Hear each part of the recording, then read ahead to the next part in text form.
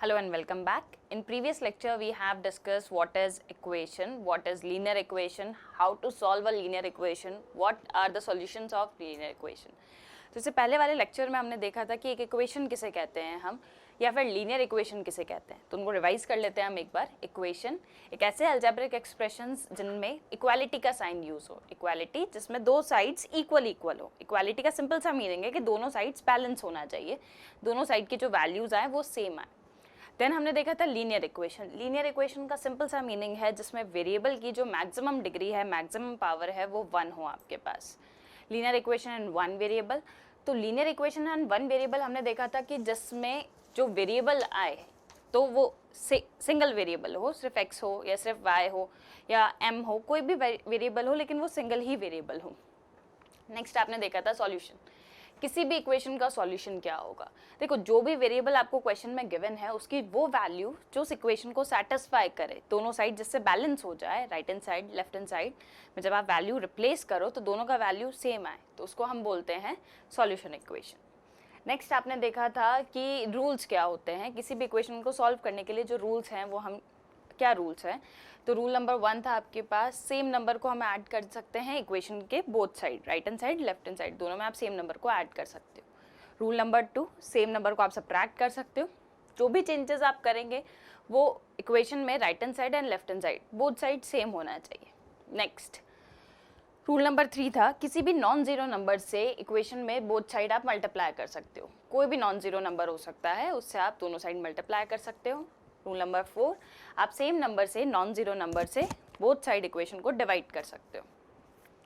Last rule था आपके पास, किसी भी इक्वेशन में किसी भी टर्म को ट्रांसपोज किया जा सकता है to other side, one side to other side with their sign change. Sign उनका चेंज हो जाएगा, जो पॉजिटिव है वो उधर जाके नेगेटिव, जो नेगेटिव है वो पॉजिटिव. मल्टीप्लिकेशन डिवीजन में, डिवीजन मल्टीप्लिकेशन में. तो इस तरह से हम किसी भी इक्वेशन को सॉल्व करते हैं. उसके बाद आपने देखा था किसी भी इक्वेशन को सॉल्व करने पे बेस्ड क्वेश्चंस हमने सॉल्व किए थे. इक्वेशन आपको गिवन था, क्वेश्चन आपको सॉल्व करना था, एक्स का वेरिएबल का जो भी था वैल्यू आपको कैलकुलेट करना था. इस लेक्चर में हम कंटिन्यू करेंगे वर्ड प्रॉब्लम्स. अब वर्ड प्रॉब्लम्स में आपको स्टेटमेंट्स गिवन होंगे. स्टेटमेंट्स के बेसिस पे पहले तो आप इक्वेशन को फॉर्म करोगे. यहाँ पे आपको इक्वेशन फॉर्म खुद को करनी होगी. उस इक्वेशंस को सॉल्व करके फिर जो भी वैल्यूज ने, वेरिएबल जो भी आप अज्यूम करते हो उसको आपको कैलकुलेट करना है. तो फर्स्ट वर्ड प्रॉब्लम देखते हैं हम. Chapter 4, linear equation in one variable.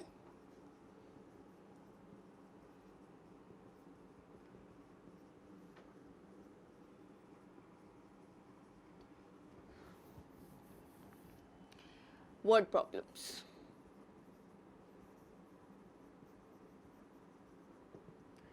Problem number 1. Problem number 1 है आपके पास, the sum of two numbers is 25. The sum of two numbers is 25. दो नंबर्स हैं जिनका सम आपको कितना गिवन है, 25 आपको गिवन है.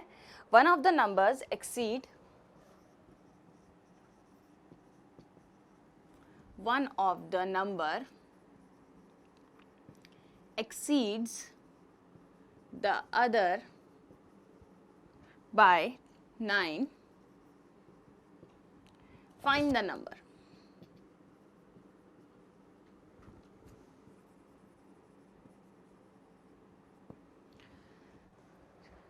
तो देखो, क्वेश्चन में आपसे पूछा क्या है. क्वेश्चन में आपको बोला है the sum of two numbers is 25. दो नंबर्स हैं जिनका सम आपको कितना गिवन है, 25 आपको सम गिवन है.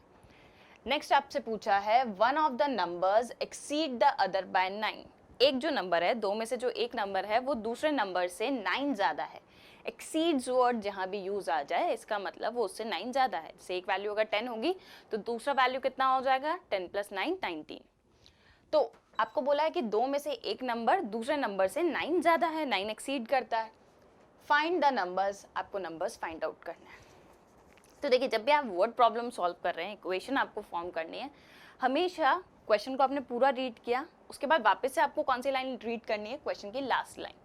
लास्ट लाइन से आपको ये पता चलेगा कि आपको कैलकुलेट क्या करना है. जैसे देखो यहाँ पे लिखा हुआ है फाइंड द नंबर्स. नंबर्स आपको कैलकुलेट करना है.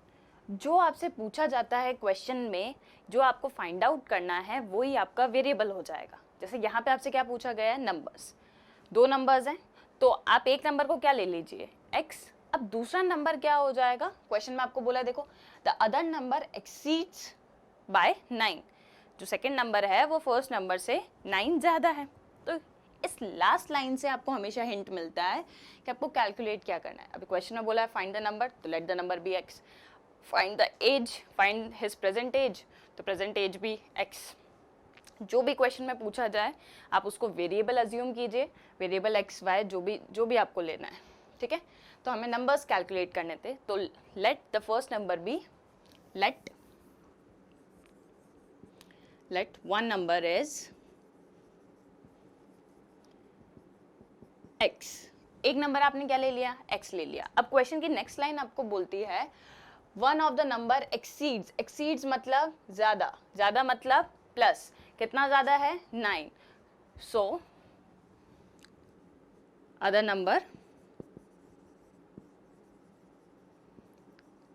Number is equals to x plus 9।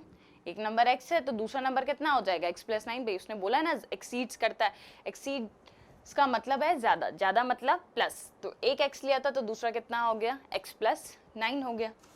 Next देखो आपको बोला है क्वेश्चन में सम, दो नंबर्स हैं, दोनों का सम कितना गिवन है आपको 25। देयरफॉर देखो फर्स्ट नंबर हो गया आपके पास x, सेकंड नंबर हो गया x प्लस 9। दोनों नंबर्स का जो सम है, ये फर्स्ट नंबर ये सेकंड नंबर, ये किसके इक्वल है 25 के। अब यहाँ आपके पास linear equation in one variable form हो चुका है, ये इक्वेशन बन चुका है अब हमारे पास। फाइनली अब हमको किसका वैल्यू देना है, x का। तो देखो x प्लस एक्स कितना हो गया आपके पास, जैसे हमने कल सॉल्व किया था सेम उसी तरह से सॉल्व करना है हमको। x प्लस एक्स हो गया आपके पास 2x plus 9 is equal to 25। 9 को जब आप ट्रांसपोज करोगे, शिफ्ट करोगे, तो यहाँ पॉजिटिव है तो इक्वल टू के उधर राइट हैंड साइड में ये हो जाएगा नेगेटिव, तो 2x is equal to 25 minus 9, 25 minus 9 is 16।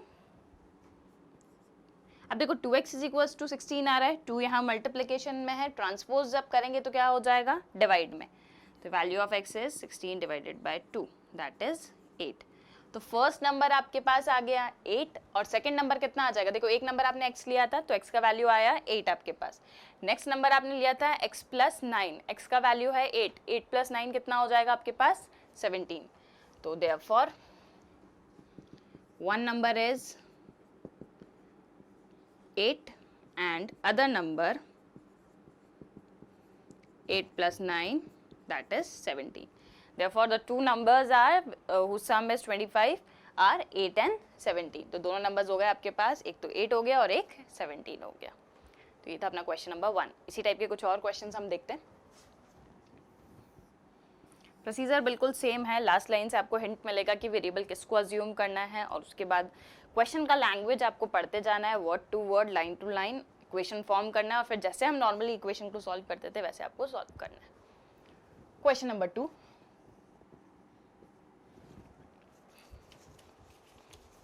The difference between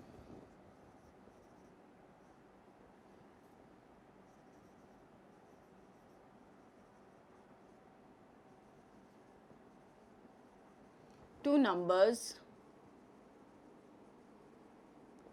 is 48। दो नंबर्स है जिनके बीच में डिफरेंस आपको गिवन है 48। नेक्स्ट लाइन है क्वेश्चन की, the ratio of the two numbers,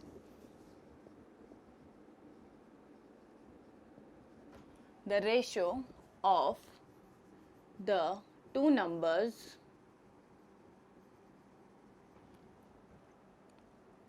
is 7:3। दो नंबर्स जो आपको गिवन थे जिनका डिफरेंस 48 है, उनका रेशियो अगर हम कैलकुलेट करें तो वो गिवन है आपको 7:3। What are the two numbers?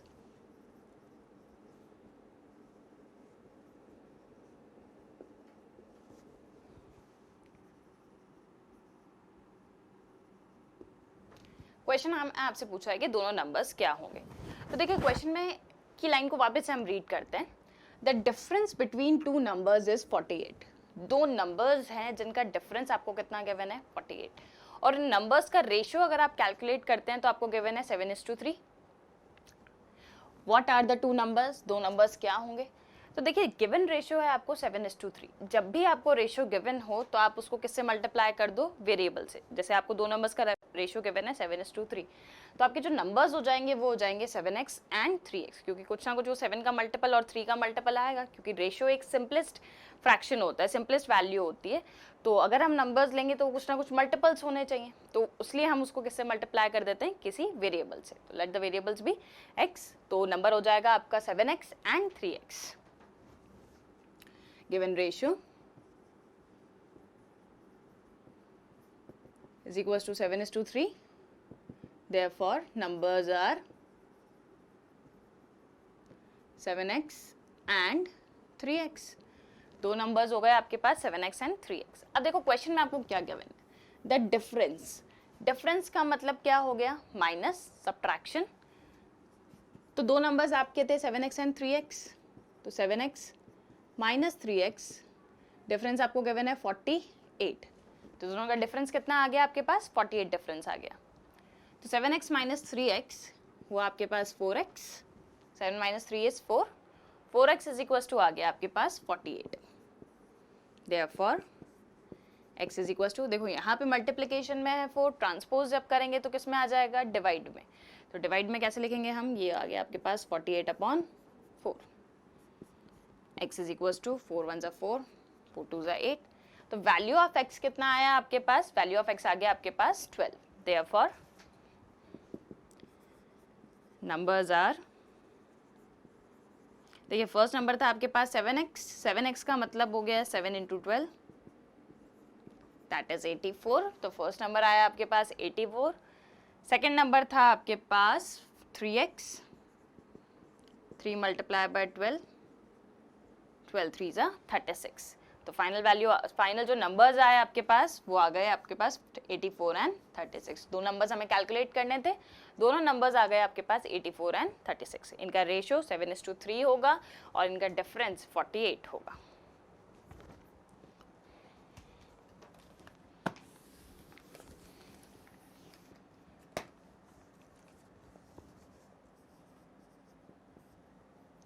Question number 3 है आपके पास, the length of a rectangle is twice its breadth. The length of the rectangle is twice its breadth. Its breadth. The perimeter is 72. The perimeter is 72 meter. Find the length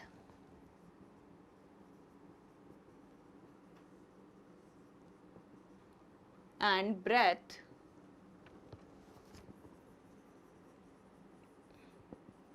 of the rectangle.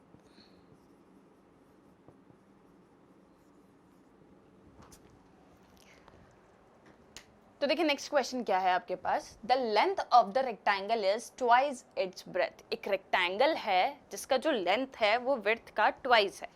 अब width का twice का मतलब, जैसे अगर width आपकी 10 है तो length कितनी हो जाए, उसका 2 टाइम्स, दैट इज 20।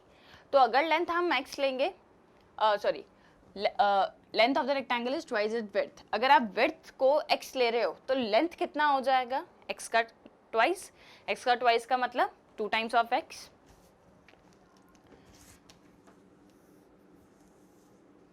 तो ये हमारा रेक्टेंगल है, एक छोटा सा रेक्टेंगल हमने यहाँ पे फॉर्म किया, रेक्टेंगल ABCD। तो देखो उसने बोला है the length of the rectangle is twice its breath. जो विड्थ है, जो ब्रेथ है उसका ट्वाइस है आपकी लेंथ। इसका मतलब अगर आपने विड्थ को x लिया है तो आपकी लेंथ जो हो जाएगी वो हो जाएगी 2x, लेंथ 2x, विड्थ आपका x। सिमिलरली रेक्टेंगल की ऑपोजिट साइड्स आर इक्वल, तो ये वाला भी x हो जाएगा और ये वाली साइड हो जाएगी 2x यूनिट्स में। नेक्स्ट आपने देखा कि क्वेश्चन में आपको बोला है द पेरीमीटर इज 72। अब देखो किसी भी फिगर का जो पेरीमीटर होता है वो होता है उसकी आउटर बाउंड्री का सम। जो भी बाउंड्री दी हुई है आपको, आप उस बाउंड्री का सम करते जाओ। जैसे ये रेक्टेंगल है तो रेक्टेंगल का पेरीमीटर हो जाएगा AB plus BC plus CD plus DA। तो चारों साइड्स को हमको सम करना है। या फिर पेरीमीटर का फॉर्मूला आपको डायरेक्टली लर्न होगा। रेक्टेंगल का पेरीमीटर होता है आपके पास twice of length plus width. तो हम लिखते हैं सबसे पहले तो यहाँ पे let the breadth of rectangle is equals to x meter. अब मीटर में क्यों लिया हमने, क्योंकि आपको पेरीमीटर किस में गिवन है, मीटर में गिवन है, तो यूनिट्स आपको सेम रखना है। therefore length of rectangle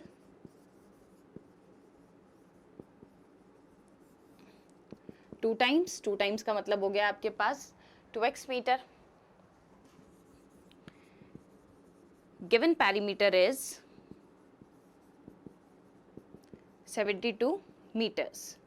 perimeter आपको कितना गिवन है 72 मीटर। अब रेक्टेंगल का पेरीमीटर होता है आपके पास 2 times of L plus b, that is 72। 2 times of L plus b.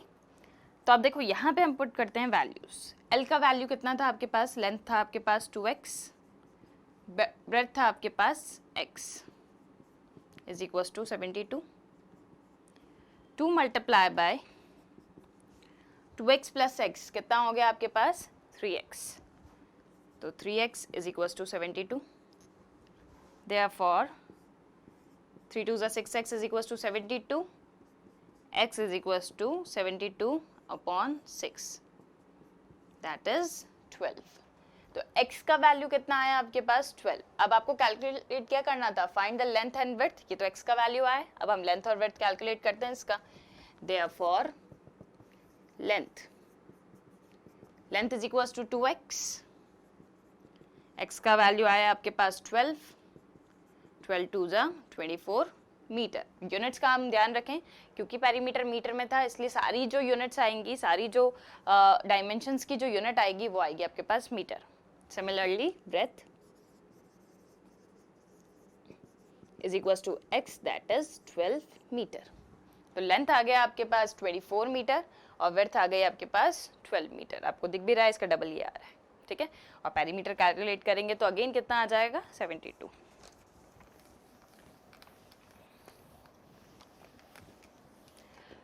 तो ये था अपना क्वेश्चन नंबर 3। नेक्स्ट देखते हैं अपन क्वेश्चन नंबर 4। इसी तरह से क्वेश्चंस आपको करते जाना है। अब देखिए जो लीनियर इक्वेशन के वर्ड प्रॉब्लम्स है इसमें कोई भी कंसेप्ट यूज हो सकता है। जैसे इससे पहले वाले क्वेश्चन में आपने सम, क्वेश्चन में 2 नंबर्स का सम, डिफरेंस, यहाँ पे पेरीमीटर आ गया है रेक्टेंगल का, ऐसे एरिया पे भी बन सकता है, एज पे भी क्वेश्चंस बन सकते हैं। तो नेक्स्ट क्वेश्चन देखते हैं अपन, क्वेश्चन नंबर 4। क्वेश्चन नंबर 4 आपके पास एज से रिलेटेड क्वेश्चन है। Question number 4 is Ravi is 5 years younger than Ram. Ravi is 5 years younger than Ram. 4 years later,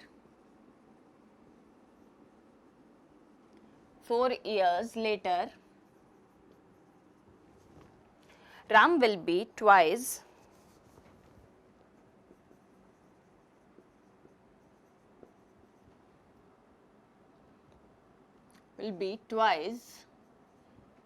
as old as Ravi.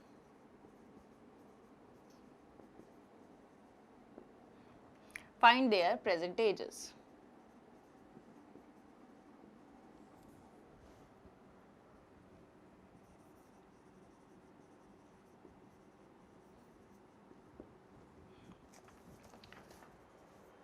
तो देखो क्वेश्चन में आपको बोला है Ravi is 5 years younger than Ram, मतलब रवि जो है वो राम से 5 years यंगर है, छोटा है।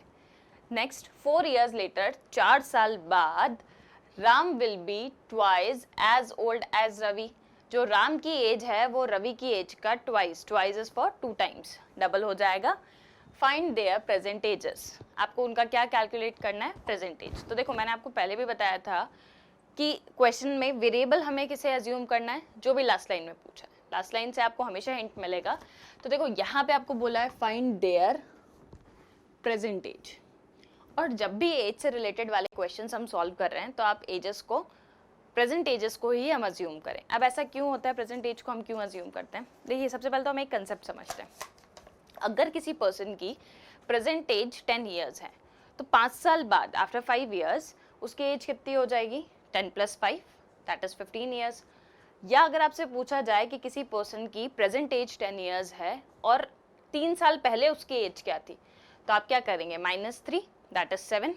तो इसी तरह से अगर किसी पर्सन की प्रेजेंट एज x है तो आफ्टर 4 ईयर्स लेटर उसकी एज कितनी हो जाएगी आपके पास x + 4।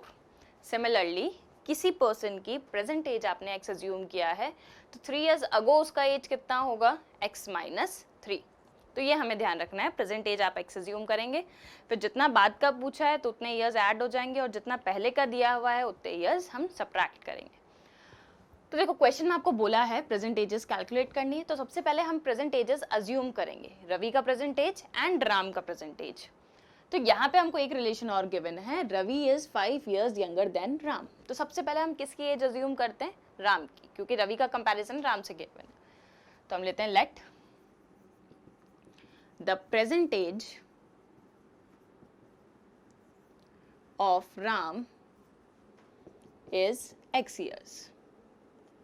राम का प्रेजेंट एज हमने ले लिया x ईयर्स। अब देखो रवि राम से 5 ईयर्स यंगर है, यंगर मतलब छोटा है, इसका मतलब Ravi's present as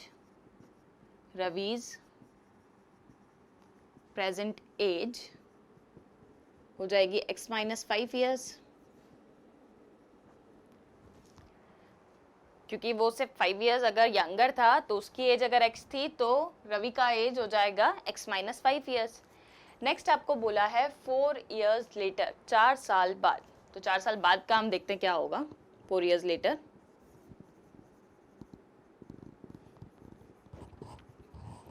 Ram's as, मैंने अभी आपको बताया था कि 4 साल बाद की अगर आप बात करोगे तो उसमें 4 ईयर्स ऐड हो जाएगा। तो ये x अभी प्रेजेंट एज थी, तो 4 साल बाद इसकी एज हो जाएगी x + 4 years. Similarly Ravi's as,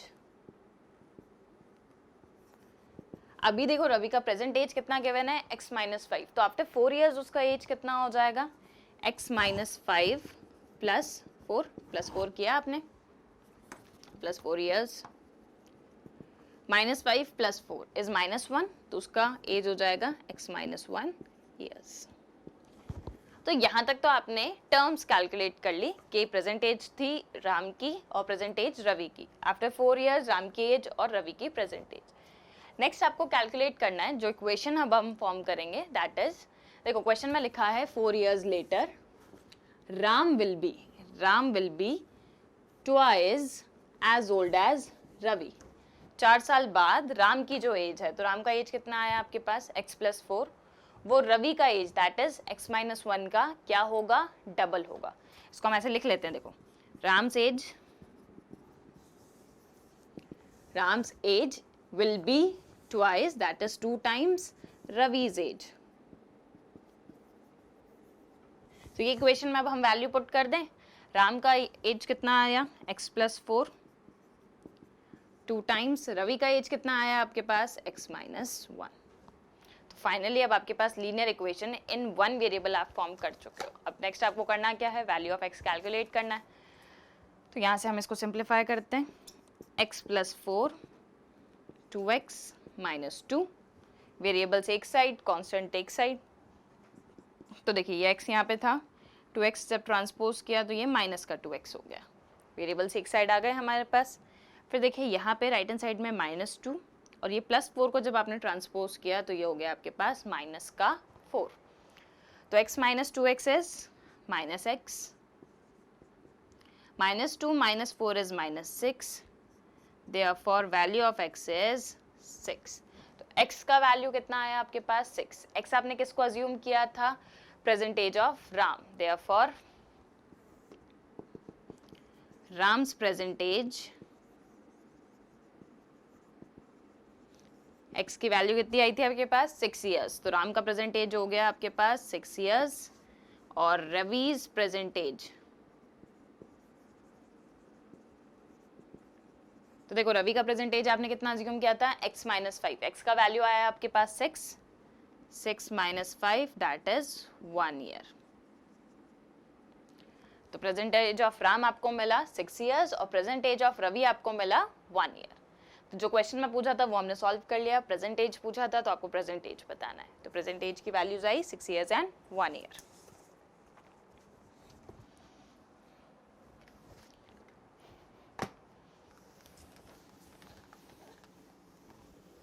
तो इस एज पे बेस्ड क्वेश्चन आपको जब भी मिलते हैं सॉल्व करने हैं आपको, तो आप हमेशा उसमें प्रेजेंट एज को अज्यूम कीजिए।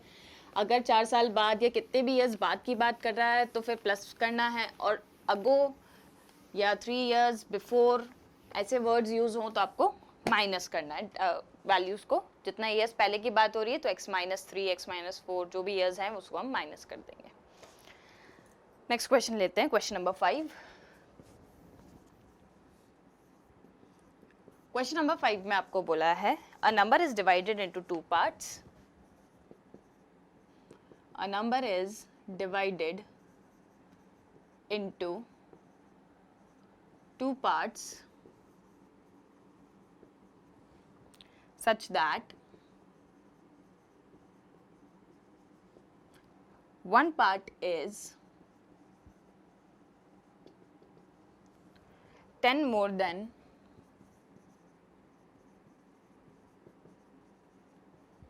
the other, 10 more than the other, if 2 parts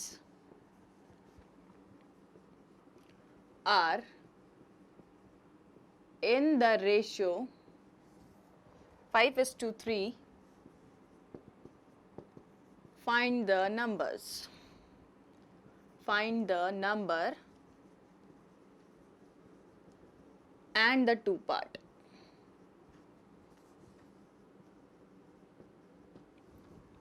तो देखो क्वेश्चन में आपको बोला है कि एक नंबर था जिसको आपने 2 पार्ट्स में डिवाइड किया। इन दोनों पार्ट्स में रिलेशन क्या है? One part is 10 more than the other.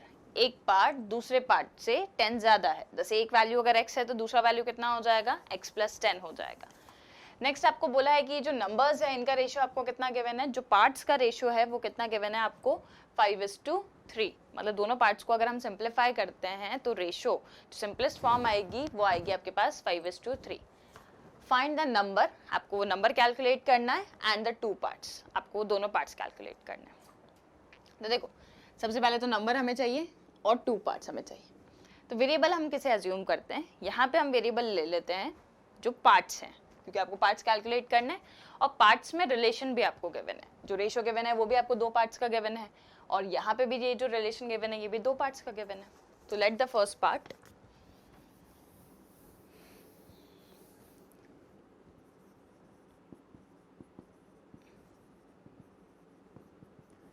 Late the first part be x। अब क्वेश्चन में आपको बोला है कि one part is 10 more than the other. तो फर्स्ट पार्ट अगर आपने x लिया है तो सेकंड पार्ट जो हो जाएगा वो कितना हो जाएगा? x+10। Therefore second part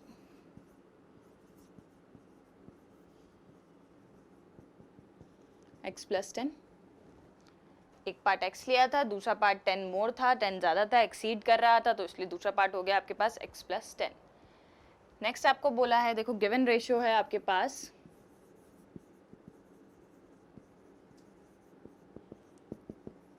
5:3। Ratio का मतलब क्या होता है? Simplest fraction. तो क्या हम इसको ऐसे लिख सकते हैं? देयरफॉर देखो second part x+10 upon x, ये दोनों पार्ट्स का रेशियो किसके इक्वल हो जाएगा? 5:3 के। जो रेशियो बड़ा है उसको हम x+10 के साथ लिखेंगे, इसलिए हमने x+10 अपॉन x लिखा है, क्योंकि 5:3 मतलब बड़ा नंबर इज टू छोटा नंबर। तो अब आपके पास लीनियर इक्वेशन बन चुका है। यहाँ पे एक फॉर्म आ चुका है जिसमें आपको न्यूमरेटर अपॉन डिनोमिनेटर है, यहाँ पे भी आपको न्यूमरेटर अपॉन डिनोमिनेटर के बने। अब इस टाइप के क्वेश्चंस को हमने प्रीवियस लेक्चर में भी सॉल्व किया था। जब भी इस टाइप के क्वेश्चंस आते हैं, दोनों साइड फ्रैक्शंस गिवन है, तो आप क्या करते हो? Cross multiply. By cross multiplication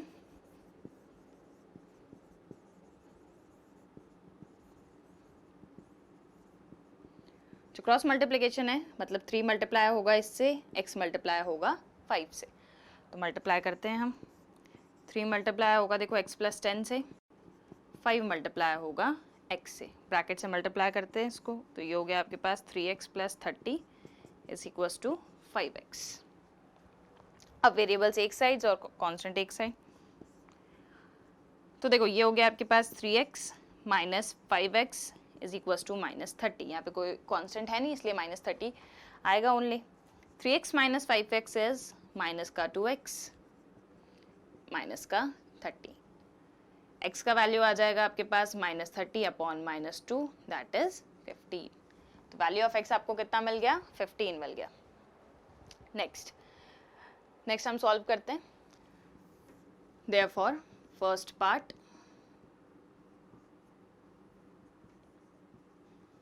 देखिए फर्स्ट पार्ट आपका था x का वैल्यू कितना आया आपके पास? 15। Second part is x plus 10, that is 15 plus 10, 15 plus 10 is 15, 25, 15 plus 10 is 25। तो फर्स्ट पार्ट भी आपको मिल गया, सेकंड पार्ट भी मिल गया। नंबर क्या था आपका? नंबर को आपने दो पार्ट्स में डिवाइड किया था, therefore number is first part plus second part 15 plus 25 that is 40। तो नंबर आया आपके पास 40 और जिन दो पार्ट्स में आपने डिवाइड किया था वो आ गया आपके पास 15 and 25।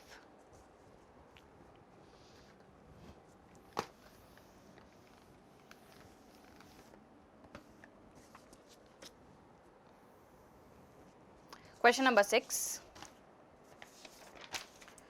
The sum of three consecutive natural number is 45. Find the numbers. The sum of three consecutive natural number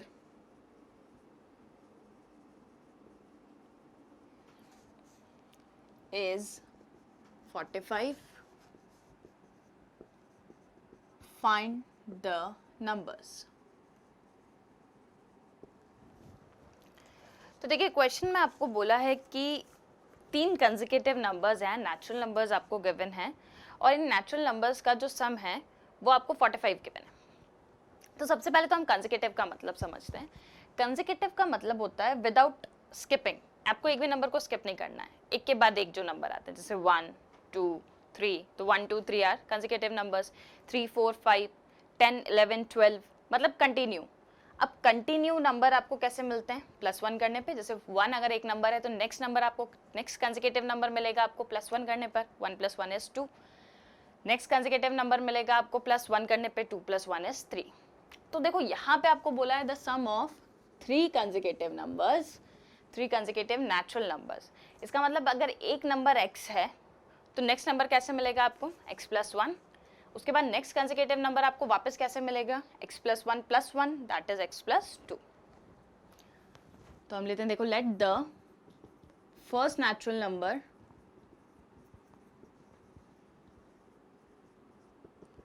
x, first natural number आपके पास कितना आया? x आया। Therefore second number, second natural number कितना आ जाएगा आपके पास? x + 1। कंसेक्यूटिव की बात कर रहे हैं इसलिए हम क्या प्लस कर रहे हैं? 1 प्लस कर रहे हैं। Next third number, third natural number consecutive, third consecutive natural number. तो देखो इसमें पहले +1 किया था, अब इसमें +1 करेंगे, ये हो गया आपके पास x + 1 + 1। तो इसको हम क्या भी लिख सकते हैं? x + 2, 1 + 1 is 2। तो 3 कंसेक्यूटिव नेचुरल नंबर्स हो गए आपके पास x + 1, x + 2। नेक्स्ट आपको बोला है the sum of the 3 consecutive natural number is 45। तो क्वेश्चन में आपको जो सम गिवन है वो कितना गिवन है? 45। मतलब ये तीनों नंबर्स का जो सम होगा वो कितना होना चाहिए? 45। तो ये फर्स्ट नंबर, सेकंड नंबर, ये फर्स्ट, ये सेकंड और ये थर्ड नंबर, सम गिवन है आपको 45। तो यहाँ पे आपके पास linear equation in one variable बन चुका है। अब नेक्स्ट हमको क्या करना है? इसको सिंप्लीफाई करके वैल्यू ऑफ x बताना है। तो देखो x + x + x कितना हो गया अपने पास? 3x, 3 टाइम्स ऐड हो रहा है that is 3। 1 + 2 is 3 is equals to 45। Value of x आपको बताना है, वेरिएबल्स को एक साइड रखना है, कॉन्स्टेंट्स को हमें शिफ्ट करना है। तो देखो ये 45 है, 3 को शिफ्ट करते हैं इधर राइट हैंड साइड में। ट्रांसपोज जब आप करोगे तो 3 यहाँ पे पॉजिटिव था, ट्रांसपोज होके नेगेटिव हो जाएगा। 45 minus 3, 3x is equals to 42, x is equals to 42 upon, ये 3 मल्टीप्लिकेशन में था, राइट हैंड साइड में ये किस में आ जाएगा, डिवाइड में। तो 42 में जब आप 3 का डिवाइड करोगे तो वैल्यू ऑफ x आएगी आपके पास 3 1 ज़ा 3 और 3 4 ज़ा 12। तो इसका मतलब वैल्यू ऑफ x हमें मिल चुका है। अब क्वेश्चन में आपको नंबर्स बताने थे, 3 कंसेक्यूटिव नेचुरल नंबर्स। तो उसमें से फर्स्ट नंबर देखो, फर्स्ट नंबर को आपने अज्यूम किया था x, वैल्यू ऑफ x आपको मिल गया है 40। Therefore first number is 14, second number is 14 plus 1, that is 15, third number is 15 plus 1, that is 16. Therefore the 3 consecutive natural numbers are 14, 15 and 16. ये हो गया आपका final answer.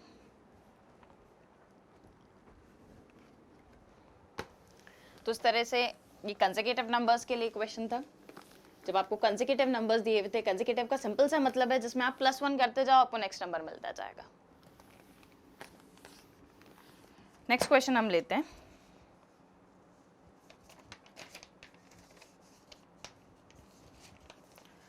Find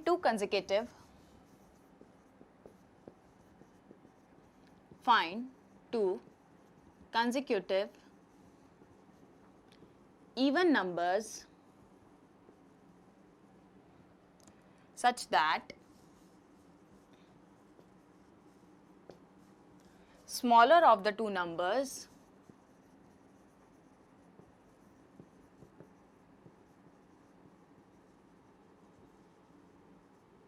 is 8 by 9 times the larger.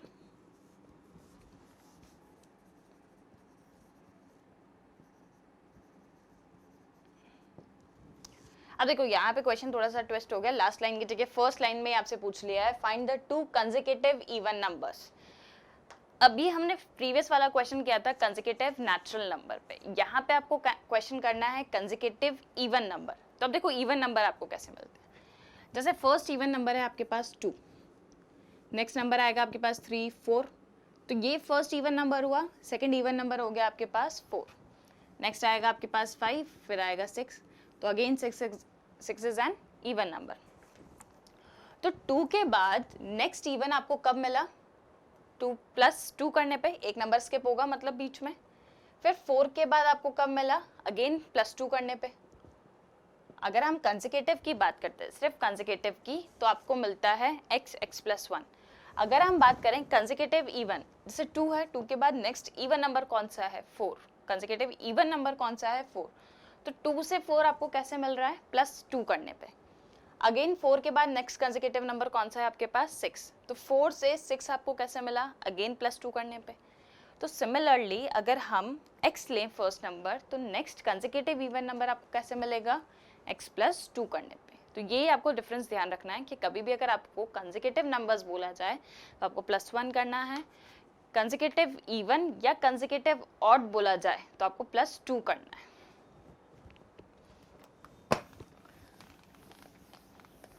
तो देखो question में आपको बोला है फाइंड 2 कंसेक्यूटिव इवन नंबर, मतलब नंबर्स क्या होने चाहिए, कंसेक्यूटिव होने चाहिए और इवन भी होने चाहिए।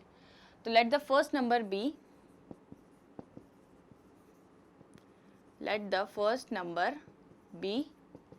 x।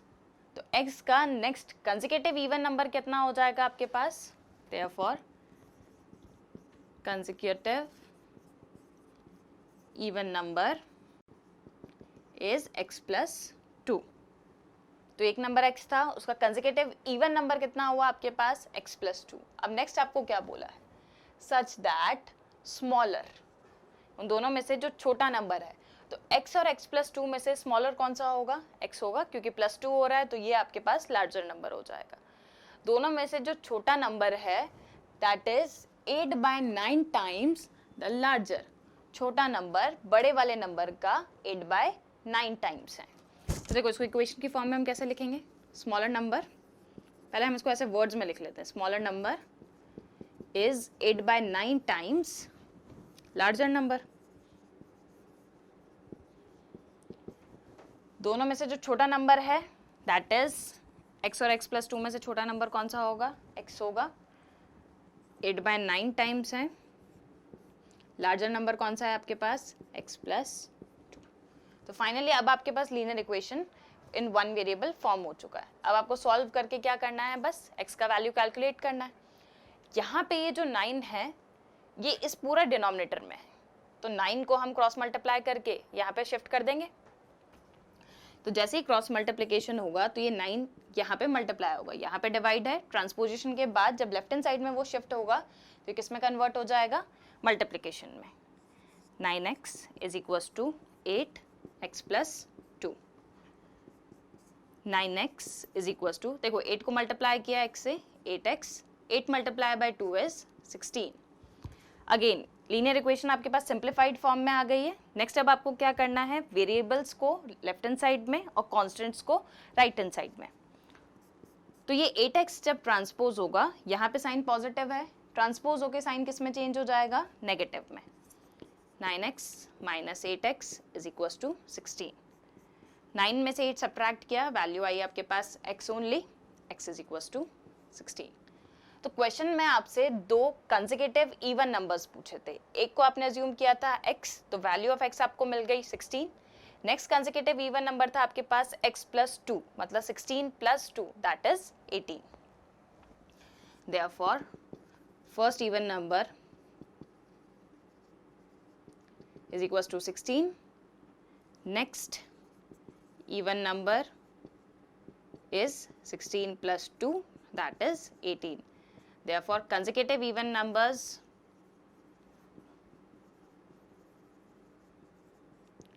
are 16 and 18. तो ये फाइनल आपके पास दो नंबर्स आ गए जो आपसे पूछा गया था। तो इस लेक्चर में हमने देखे कुछ वर्ड प्रॉब्लम्स, नेक्स्ट लेक्चर में हम फिर से कंटिन्यू करेंगे इन्हीं वर्ड प्रॉब्लम्स के साथ। Thank you.